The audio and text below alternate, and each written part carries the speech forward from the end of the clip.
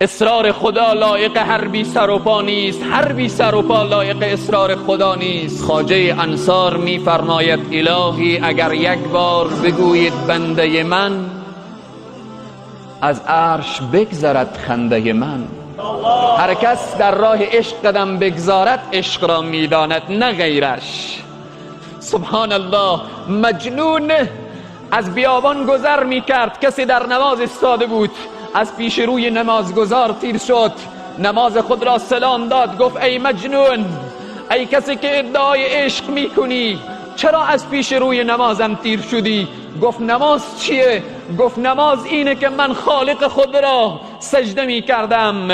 گفت با خالق خود عشق نداشتی. من در عشق لیلی چنان غرق بودم که تو را ندیدم.